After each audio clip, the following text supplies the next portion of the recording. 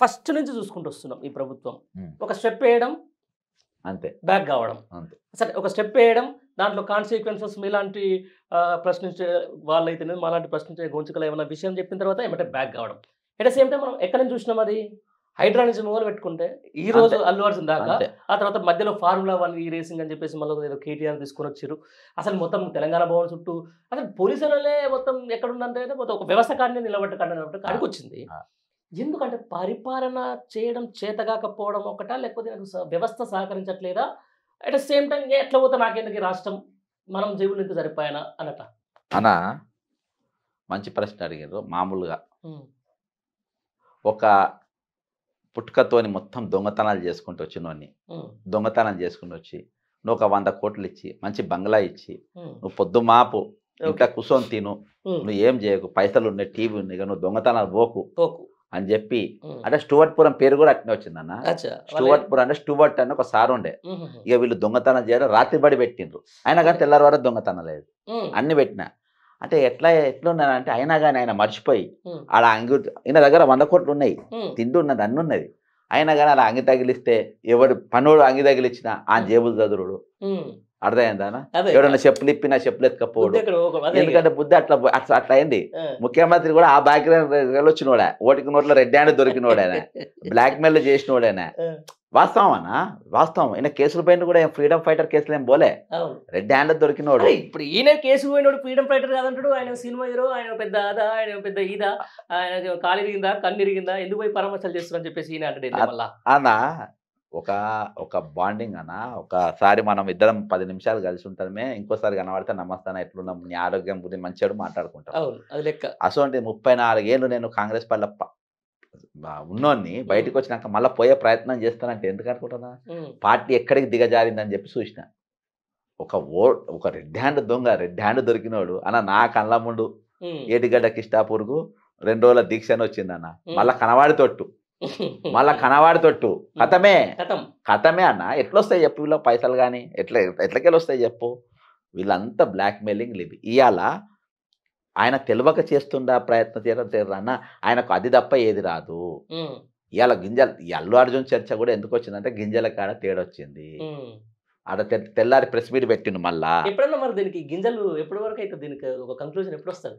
ఏదో మళ్ళీ ఇప్పుడు సినీ ప్రముఖ బాబు ఇన్వాల్వ్ కావాలి. సినీ ప్రముఖ బాబు అవును. మరి తెలంగాణ కాదన్న, తెలంగాణ క్యాపిటల్ హైదరాబాద్ అనుకుంటారా మీరు?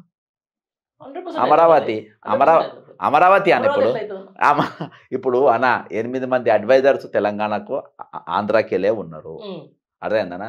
ముఖ్యమంత్రి కాగానే మొట్టమొదటి పాత కేసీఆర్ మా దగ్గర పైసలు ఎక్కడి, మీరే బాకీ అని పక్కన వేసుకుంటూ వచ్చిన 2500 కోట్ల రూపాయలు మన తెలంగాణకు రాకుండా డైరెక్ట్ వాళ్ళకి వెళ్ళిపోయినాయి, ఢిల్లీకి వెళ్ళి. ఏ మీడియాలో రాదు, ఏది దువ్వాడ దువ్వెన పేపర్లో రాదు, విజయసాయిరెడ్డి పేపర్లో రాదు, ఏ పేపర్లు రాదు. కానీ 2500 కోట్ల రూపాయలు డైవర్ట్ అయినాయి.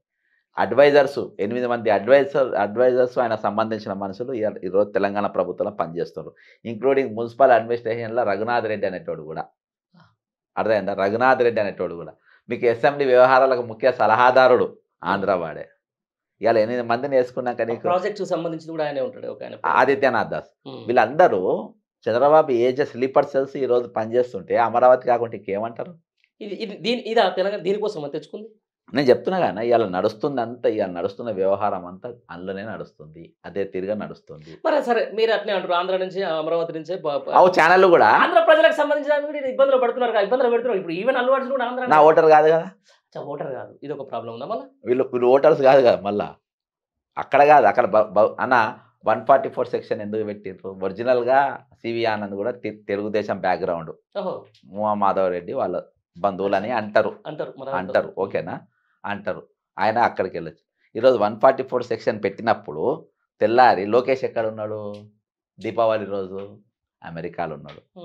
ఎవరితో పెట్టిండ్రు? హైదరాబాద్లో పెట్టుబడులు పెట్టిన వాళ్ళతో మీటింగ్ పెట్టిండ్రు. ఎందుకు పెట్టిన? 144 సెక్షన్ ఉంది ఆడ. ఇప్పుడు లెబనాను, ఇరాకు, ఇరాన్ ఎట్లుందో అటువంటి పరిస్థితులు ఉన్నాయి. ఇక చూడు, నన్ను గూగుల్లో కొడితే 144 సెక్షన్ టైం తిరగద్దని మొత్తం స్టోరీ అంతా పెట్టుబడులు మొత్తం ఈ రోజు డైవర్ట్ అవుతున్నాయి అన్న.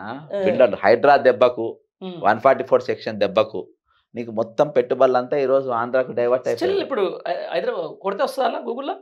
వస్తుంది. ఏమంటే 144 land order situation in Hyderabad అని ఇక ల్యాండ్ ఆర్డర్ సిచ్యువేషన్ గురించి మనం మాట్లాడలేదు. ఆ. ఇది దారుణంగా ఉంది పరిస్థితి. అబ్బో 144 సెక్షన్ గూగుల్లో గూగుల్లో అర్థమైందా అదే కదా ఇప్పుడు రేపు పొద్దున గ్లోబల్లీ ఇట్లాంటి రావడానికి ఇది ఒకటి ఉంటుంది. రైట్. దీంతో పాటు అన్న మొన్న అసెంబ్లీకి సంబంధించిన దాని మీద గత కొద్ది రోజుల్లో కేటీఆర్ అరెస్ట్ అనే దాని మీద కూడా సేమ్ ఇదంతా అయిందో ఇది రాకముందుకు అదే ఉండే. రైట్. ఆయన కూడా చాలా చేస్తే చేసుకోండి అని చెప్పేసి అసెంబ్లీకి చర్చ కూడా పెట్టే ప్రయత్నం చేసిండ్రు. దీన్ని వీళ్ళు ఒప్పుకోలే. కొండందోవి ఎలకం పెట్టినట్టు ఒక 55 కోట్ల రూపాయలని ఏదో చెప్పిర్రు. ఆ తర్వాత ఒక ఫోటో రిలీజ్ చేసిండు కేటీఆర్. ఎవరైతే ఈ ఫార్ములా రేస్ సంబంధించిన సీఈఓ వచ్చి మనోడు కలిసిస్తాం కదా, నిజంగా వాస్తవాన్ని మీరు అన్నట్టు ఏ పేపర్లో రాలేదు, ఏ టీవీలో రాలేదు. దాన్ని చూడడం వల్ల కొంచెం బ్యాక్ స్టెప్ అయింది మళ్ళీ ఏమంటే. అసలు ఏందన్న నిజంగా ఇది కావాలని హైదరాబాద్ బ్రాండ్ వాల్యూ తగ్గించే ప్రయత్నం చేస్తున్నాను అనుకోవచ్చా? ఇప్పుడు తగ్గుడు కాదన్న, ఎప్పుడో తగ్గిపోయింది ఆల్రెడీ. అర్థమైందా? ఈయన అమెరికా పోయి తాపకు పోయి వచ్చినాడు ఇంగ్లీష్లో మాట్లాడి వచ్చిన భాషలో మాట్లాడి ఎక్కడ పోయినా మాట్లాడి అర్థమైందన్న వచ్చిన ఇగో తెలుసా ఆయనతో నేను చాలా చర్చలు మాట్లాడినా కదా ఆయన తెలియకుండా తెలిసే చెప్పనికి పోతా అంటాడు. ఆయనకన్నా వాస్తవం నాకంటే ఆయనకన్నా చాలా బాగా తెలుసు. అర్థమైందన్న? ఆయన నాకంటే ఎక్కువ నీకంటే నాకు ఎక్కువ తెలుసు అని చెప్పే ప్రయత్నం చేస్తాను. సబ్జెక్ట్ ఉండదు, ఇప్పుడు నీకు నాలెడ్జే ఉండదు. అర్థమైందా? నేను హిందూ పేపర్ ముందుకెళ్ళి మొదలుపెట్టి లాస్ట్ వరకు అవుతా, ఎడిటోరియల్ కూడా. అర్థమైందా? నీవు అసలు నువ్వు నాకు పైన ఏదో ఇట్లా చూస్తారు, ఎక్కువ రీల్స్ చూసి తట్టుకున్నారు అన్న. ఎందుకంటే తెల్లాలేసే సోషల్ మీడియానే మాట్లాడతారు. సోషల్ మీడియా నన్ను ఇట్లా చేస్తుండ్రు, నన్ను తిట్టి పోస్తుండ్రు, నన్ను అది చేస్తుండ్రు, తిట్ట కూడా ముద్దాడుతున్నారు. మంచి పనులు చేస్తే మంచిగా మాట్లాడతారు, లంగ పనులు చేస్తే తిడతారు. కాబట్టి ఈరోజు నేను కేటీఆర్ను 1-to-1 మొన్న కలిసిన. కేటీఆర్ కలిసిన, బీజేపీ కూడా కలిసిన. ఎందుకు కలిసిన అంటే నేను జీవోలు ఇచ్చిన పట్టభాగలు బాజాప్త బీఆర్ఎస్ అపాయింట్మెంట్ ఏం లేదు, డైరెక్ట్ వెళ్ళిపోయినా. అపాయింట్మెంట్ అంటే మళ్ళీ టైం పెడతారు, అదే ఆ భవన్లో డైరెక్ట్ పోయి కలిసిన. వాస్తవానికి బీఆర్ఎస్లో నాకు 1-to-1 అంటే మంచి రెస్పాన్స్ ఇచ్చిండు. పబ్లిక్లోనే మాట్లాడినా అన్న ఇరిగేషన్ చట్టము రెవెన్యూ చట్టం ప్రకారము ఈ ఇండ్లను కూలగొట్టడానికి లేదు, కూలగొట్టమంటే ఇది వస్తుంది మన వాళ్ళకు కంపల్సేషన్ ఇవ్వాల్సి వస్తుంది. ఈరోజు ఇదే కదా మీరు దయచేసి అసెంబ్లీలో మాట్లాడాలి అని చెప్తే మంచిగా మాట్లాడతా. ఆ జీవోలు కూడా చూసి బాగా సేకరించిన జడ్సన్ అది ఇది అని చెప్పి ఆయన విషయాలన్నీ మాట్లాడారు. నాకు అర్థమైన సబ్జెక్ట్ ఏంటనంటే బీఆర్ఎస్ ఎంతమందిలో నాకు తెలియదు, ఉన్నోళ్ళల్లా నాకు ఈయన వాళ్ళందరూ ముఖాలు మార్చుకున్నా కానీ ఈయన మాత్రము మంచిగా మాట్లాడండి. అంటే ఏదో చేయాలి, వీళ్ళకి అన్యాయం జరిగింది, ఏదో అంశం చర్చించాలి అనే ఆలోచన నాకు కనబడి. ఉన్నోళ్ళల్లా అంటే అందరిట్లలో మాత్రం ఈయన మంచోని లెక్క నాకు కొట్టింది కేటీఆర్ కొట్టింది నాకు. ఈ ఫ్యామిలీస్ అందరి మీద చూస్తే చర్చిస్తానని చెప్పిండు. ఇప్పుడు ఆ చర్చకు రాకుంటుండ నీకు ఈయనను ఫార్ములా కేసు తీసుకొచ్చి ముందు పెట్టి అదెంత కేసు 45 కోట్లు, 55 కోట్లు 45. నీకు కేటీఆర్ ఒక ముచ్చట అడిగిండు, నేను కూడా అది అడిగిన. ఏం అడిగిన అంటే నీవు దమ్ముంటే మేయా కృష్ణారెడ్డి మీద ఏసీబీ కేసు పెట్టమని అన్నారు కేటీఆర్. ఓకే నేను పెడతాను, ఎందుకు పెడతలేవు మిస్టర్ రేవంత్ రెడ్డి? పెట్టమని ఆయనే ఆఫర్ ఇచ్చింది కదా, మరి నువ్వెందుకు పెడతలేవు? నువ్వు అవినీతి పెద్ద కుంభకోణాలు దొరుకుతాయి. ఇప్పుడు తెల్లాలు లేస్తే నీ కోమారెడ్డి వెంకరెడ్డి అసెంబ్లీ అంటావు, నువ్వు అంటారు, అందరు అంటారు కదా. ఏది మేఘా కృష్ణారెడ్డి అంటాడు పెద్ద, నువ్వు కూడా సిబిఐలో కేసు పెడతా నువ్వు కూడా అన్నావు. ఇవన్నీ కేటీఆర్ కోడి చేసాడు. మరి నువ్వు దాని మీద ఎందుకు అరెస్ట్ చేయవు? ఎందుకు చెప్పాలన్నా, అలా అరెస్ట్ చేస్తే కాంగ్రెస్ వాళ్ళు 50% లోపడిపోతారు. 50%కు వాటాలు ఇచ్చిండు ఆయన. దొంగతనం ఏ రాష్ట్రంలో దొంగతనం చేసినా ఇచ్చిండు, ఇంక్లూడింగ్ ఏఐసిసి కూడా ఒప్పుకోదు. మేఘా కృష్ణారెడ్డి ముట్టుకుంటే దమ్ముంటే ముక్కుమన్నా, నేను దేనికన్నా దానికుంటా. దమ్ముంటే ఒక ఎఫ్ఐఆర్ బుక్ చేయమను, ఒక ఫోన్ రాగానే నేను ఏ కేసులు విత్డ్రా చేయించినా కూడా నాకు తెలుసు. ఏఐసిసికి ఫోన్లు వచ్చి ఏ కోట్ల ఏ కేసులు విత్డ్రా చేసినా కూడా తెలుసు. ఊరేసుకొని చావాలి వీళ్ళు. మరి దానికి ఎందుకు ఒప్పుకోవు అన్న? ఇది ఫార్ములా నాకు తెలిసిన మటుకు. ఫోన్ ట్యాపింగ్ తీస్తారు, అసెంబ్లీ మొదలవుతుంది, ఈ చర్చకు రావు, ఇలా ఫెయిల్యూర్ చర్చకు రావు, 6 పథకాలు చర్చకు రావు, మళ్ళీ అసెంబ్లీ మొదలవుతుంది, మళ్ళా ఏదో కేసు తీసుకొస్తారు, మళ్ళీ ఇది రాదు, మళ్ళా ఇంకోది వస్తుంది, ఇంకోది తీసుకొస్తారు ముందుకు, రాదు.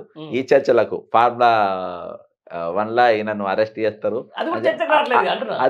రాదు.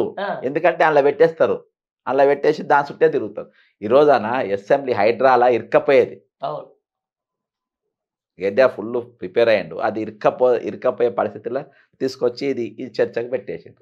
ఎందుకు పెట్టిన అన్నట్టు దేనికోసం పెట్టిండ్రు అది డైవర్ట్. అంతే. ఈరోజు ఇటువంటి పెద్ద పెద్ద డైవర్షన్ కానికుండానికి లాస్ట్ రోజు ఏం లేదు ఈ రోజైనా వడగల్లరేమో అనుకొని అల్లు అర్జున్ తీసుకొచ్చుకొని పెట్టుకున్నారు.